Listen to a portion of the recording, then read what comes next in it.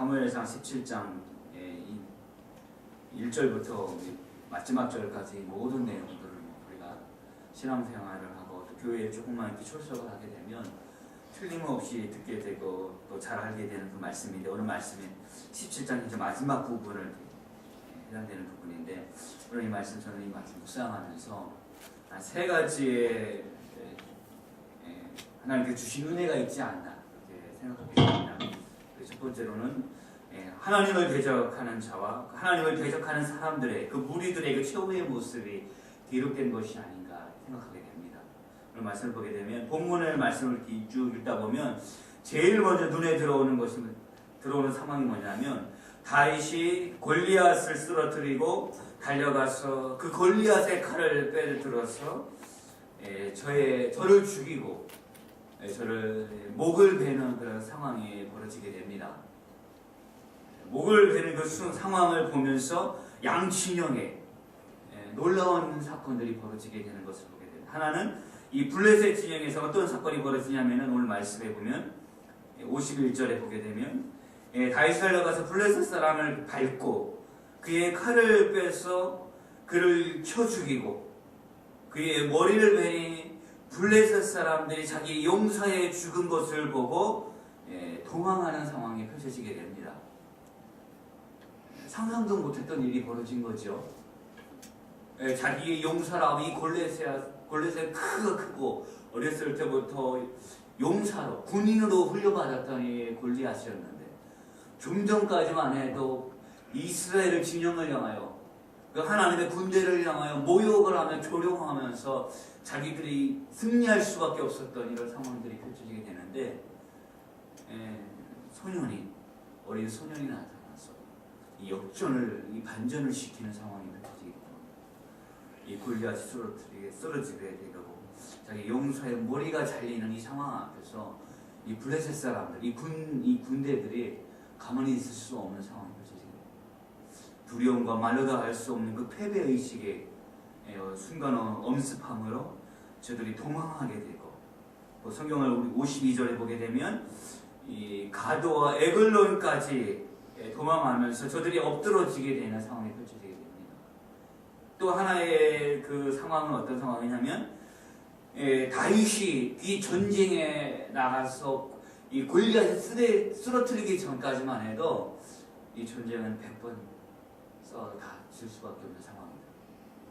완전히 패배의 그 들배에 빠져서 헤어나지 못하는 상황이었는데, 다윗이 골리앗의 머리를 베는 순간 52절에 보게 되면 이스라엘과 유다 사람들이 일어나서 소리 지르며 블레셋 사람들을 향하여 쫓아가 가이와 에글론 성까지 이르게 되면서 저들이 도망하는 그 상황을 쫓아가면서 한 사람씩 다 죽여가면서 쳐 죽여가면서 이기는 상황이 펼쳐지게 되는 상황. 이 두 상황이 순간에 펼쳐지는 이 상황을 보게 됩니다. 저는 사무엘상 27장을 보면서 이 얼마나 이 골리앗이 또 이 블레셋 사람들이 하나님의 군대와 하나님을 조롱하면서 멸시하는 상황이 17장에 펼쳐지게 되는데, 그러나 이 본문을 통해서 저들의 그 처참한 모습을 보게 됩니다. 여러분, 하나님께서 오늘 이 본문의 말씀을 통해서 이렇게 말씀하시지 않나 믿어지게 됩니다.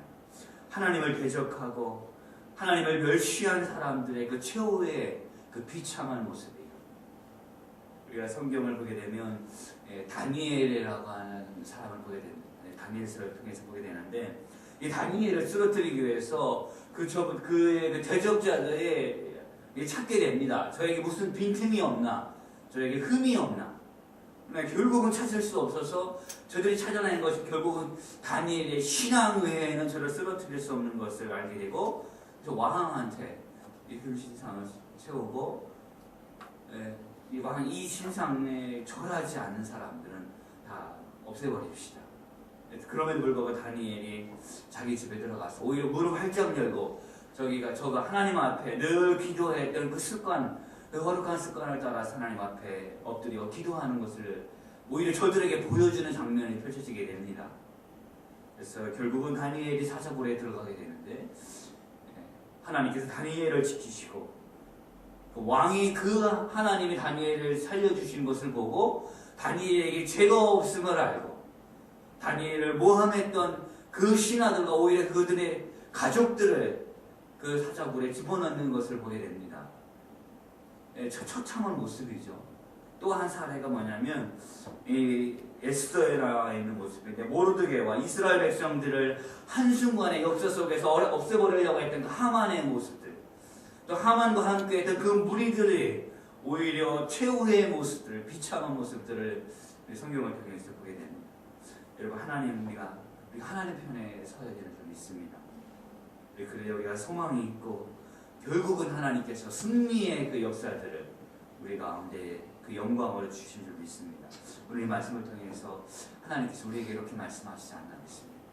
용기를, 아무리 대적자들이 강하다 할지라도 하나님을 대적하고 하나님의 이름을 모욕하는 사람, 하나님께서 보여주시는 최후의 모습은 이런 비참한 모습, 움츠려들지 말고 힘을 내라고 하는 하나님의 메시지가 숨겨져 있는 줄 믿습니다.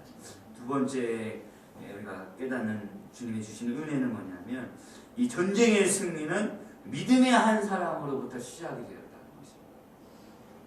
우리가 때론 이 한 사람 혹은 한 부서가 쓰러지고 있는 회사를 살려내는 기적같이 그래서 회사가 회상을 하고 일어나는 그런 사건들이 있음을 이런 기사들을 통해서 우리가 보게 됩니다. 여러분들 혹시 비타 500을 아십니까?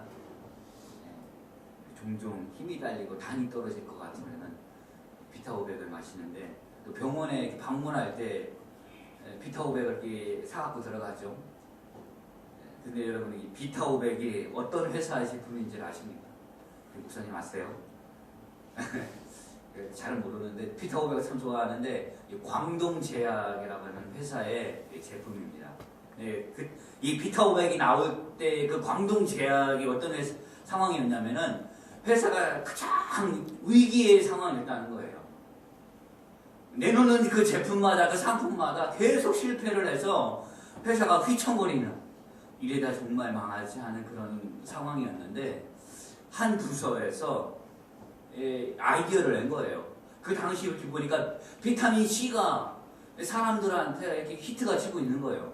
사람들이 비타민 C를 좋아하면서 그 즐겨 먹는 그걸 보면서 거기서 아이디어를 내서 유통부서라고 하는 한 부서에서 이거 뭔가가 될 것 같은 아이디어를 내놓고 회사에 알리고 간부 사원들한테 알리면서 우리 이거 한번 만들어 봅시다. 첫 번째 아이디어를 내놨을 때 되게 부정적이었다는 거예요. 이거 뭐 되겠냐. 그런데 결국은 그 부서의 그 아이디어를 회사가 받아들이고 사활을 걸고 만들어내는 제품이 비타 500이었다는 거예요.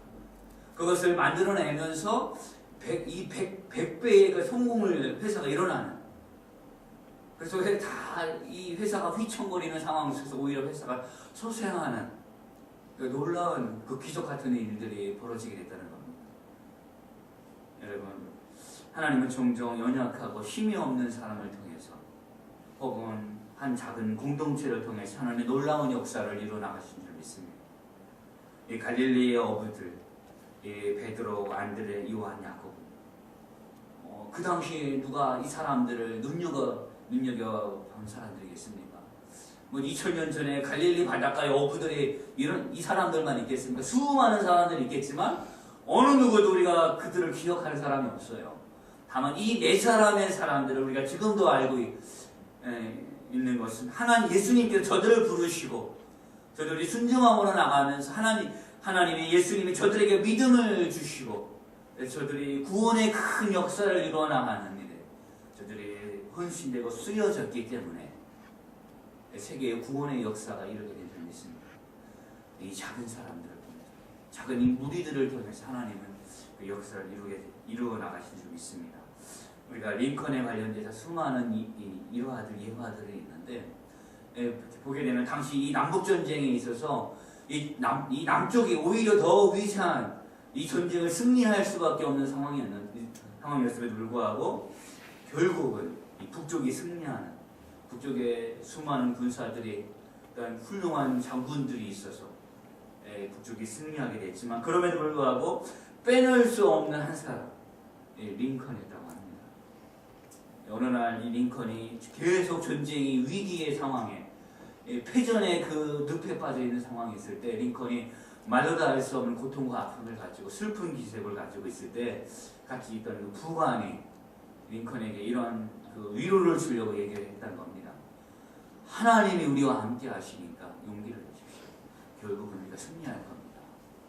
그랬을 때 링컨이 이런 유명한 말을 했다고 하죠. 하나님 우리와 함께 하시는 건 내가 알겠는데 우리가 하나님과 함께 하고 있는지 잘 모르겠다. 나는 그것이 가장 고민이 돼서 지금 신음하고 있는 거예요. 여러분 우리가 하나님 우리와 함께 하신 줄 아는데 그렇다면 나는 지금 내가 하나님과 함께 하고 있는지 우리가 그런 부분들을 우리가 체크하면서 살아갈 때 그 부분이 확실하다면 우리가 어떤 상황 속에서도 승리하게 되고 하나님의 영광을 우리가 보게 될 줄 믿습니다. 이사야서를 보게 되면 하나님께서 이사야에게 영광을 보여주시고 환상을 주시면서 이상을 보여주시면서 말씀을 하실 때 이사야가 마음이 뜨거워지면서 하나님께 외친 메시지가 있죠. 나를 보내소서. 그래서 결국 하나님께서 이스라엘 백성들의 그 회개할 부분들과 그 하나님의 그 마음을 이사야에게 쏟아부어 주시고 이사야가 외치면서 하나님께로 회개하고 하나님께로 돌아오라고 외치는 그 말씀 이사야서에 그 한 장 한 장마다 기록되어 있는데 하나님 앞에 붙잡힌 한 사람, 하나님 앞에 쓰임받는 이 작은 공동체가 결국은 하나님의 그 영광의 역사들을 이루어 나가는 줄 믿습니다. 하나님을 의지했던 다윗, 하나님과 동행했던 다윗, 하나님의 힘을 경험했던 이 다윗을 통해서 패할 수밖에 없었던 이 이스라엘이 승리하게 된 줄 믿습니다. 우리는 참으로 부족하지만 하나님께서 함께 하시면 오히려 우리 부족함이 구원의 큰 역사를 이루는 하나님의 능력으로 채워지는 역사들이 나타나므로 오히려 더 큰 놀라운 일들이 벌어지게 될 줄 믿습니다. 여러분들 그런 믿음의 사람들, 그 믿음의 그 능력을 나타내는 하나님의 사람들 되기를 주의 이름으로 축복합니다. 끝으로 세 번째는 뭐냐면 이 이스라엘과 블레셋 전쟁과 또한 이 전쟁의 승리는 하나님의 작품이었다는 겁니다.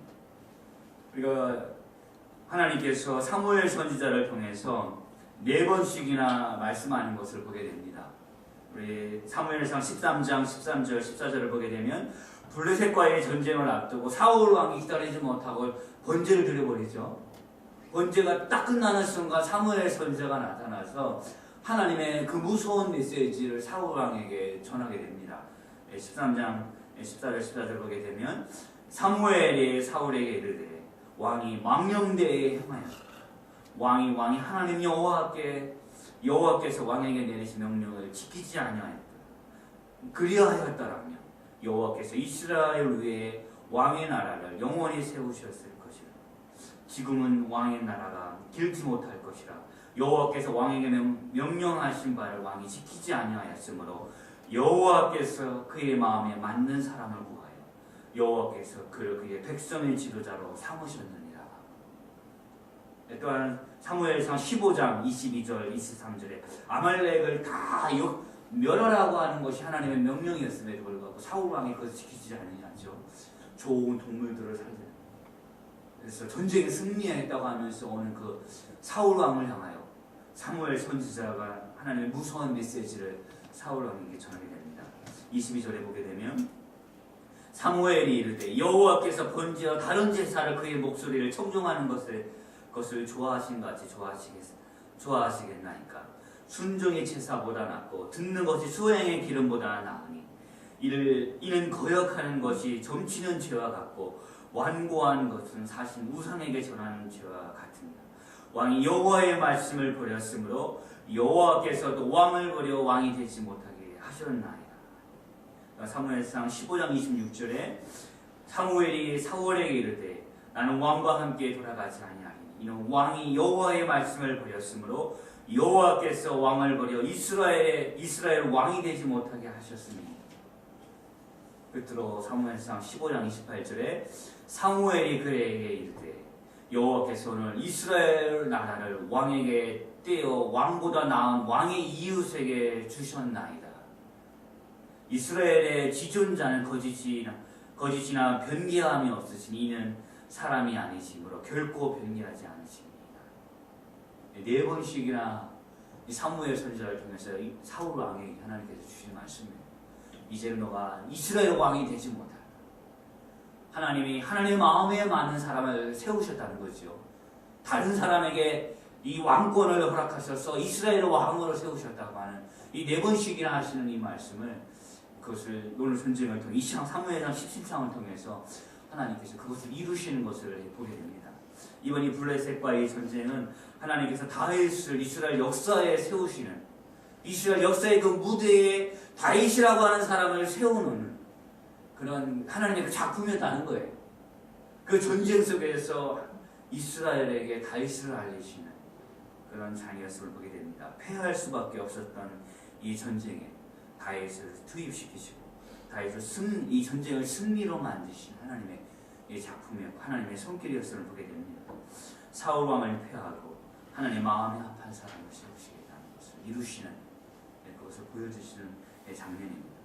오늘 애써서도 바로 이런 맥락 속에서 하나님께서 이루신 작품이 좀 있습니다. 출애굽기 17장 14절에 보면 이 아말렉 사람들이 이스라엘 사람이 탈출한 마지막 그 탈출에서 하나님께서 약속하신 가나안 땅에 들어가는 그 여정에 있어서 가장 뒤에 처지고 가장 힘이 없고 연약한 사람들을 이 아말렉 사람들이 치죠. 하나님 그것을 악하게 보시고 하나님께서 아말렉 사람을 이 세상에서 세상 가운데 없애버리겠다고 하시는 그 말씀을 주십니다. 14절을 보게 되면 출애굽기 17장 여호와께서 모세에게 이르시되 이것을 책에 기록하여 기념하게 하고 여호수아의 귀에 외워 들리라. 내가 아말렉을 없애어 천하에서 기억도 못하게 하리라. 이 하나님의 이 무서운 메시지를 결국은 에스더를 통해서 이스라엘 사람 이 역사 속에서 아말렉을 없애버리는 것을 보게 됩니다. 하만이라고 하는 이 대적자가 모르드게와 이스라엘을 없애버리려고 했지만 오히려 하나님은 이 아하수의 왕비로 에서를 세우고 그 에서를 통해서 역사 속에 세상 가운데서 아말렉을 없애버리는 하나님의 놀라운 구원의 역사를 이루는 하나님의 그 작품의 그 손길을 보이게 됩니다. 여러분, 우리가 하나님 앞에서 겸손함과 순종함으로 우리가 살아야 될 점이 있습니다. 하나님께서 쓰시고자 할 때 우리가 기쁜 마음으로 우리 하나님 앞에 우리를 내어드릴 수 있는 삶을 우리가 살기를 축복합니다.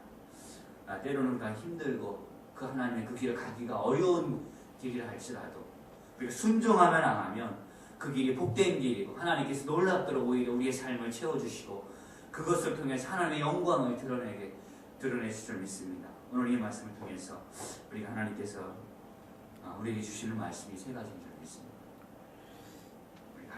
하나님을 대적하는 사람 오히려 명은 멸망하게 되고 우리가 하나님 앞에서 믿음으로 나아가면 결국은 우리를 통해서 하나님께서 역사를 이루어 나가시고 우리가 순종하고 하나님 앞에 우리의 삶을 내어드리게 되고 하나님께서 큰 영광의 역사들을 이루시는다는 것을 오늘 말씀을 통해서 보게 됩니다. 같이 기도하겠습니다. 우리 이상 같이 한 1-2분간 같이 기도하기를 원합니다. 어린 소년이었고 정말로 보잘것없는 사람이었지만 그런 다윗을 통해서 골리앗을 쓰러뜨리고 이 전쟁을 크게 이기는 하나님의 그 놀라운 구원의 역사를 오늘 말씀 통해서 우리가 보게 되었는데 하나님 우리도 하나님 앞에 그렇게 믿음으로 살아나가게 하여 주시고 믿음으로 사는 하나님 우리를 통해서 나를 통해서 하나님 우리의 가정이 살고 우리 몸된 교회가 일어나고 우리 이 대한민국이라는 나라 우리 교회가 일어나는 것을 있게 해달라고 하나님의 그 구원의 섭리가 있기에 결코 쓰러질 수 없음을 우리가 선포하며 살아가는 그런 삶이 되기를 다시 한번 기도하겠습니다. 하나님 아버지 사무엘 37장 하나님 긴 58절까지 말씀을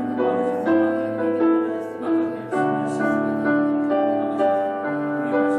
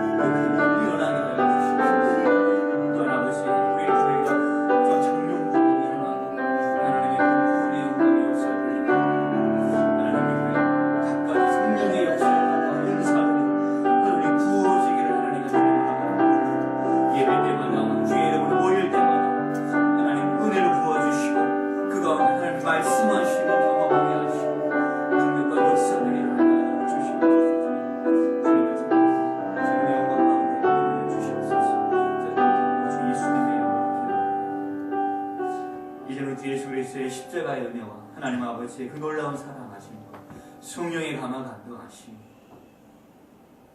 하나님을 의지하고 하나님 앞에서 하나님 앞에 영광 돌리기를 원하는 그런 한 사람 한 사람들, 우리 주의 몸된 교회 속에서 하나님 그름의 영광이 임하기를 간절히 원합니다. 그런 역사가 하나님 펼쳐지기를 소망하는 그 무리들을 위해 이제부터 영원토록 함께 할지어다.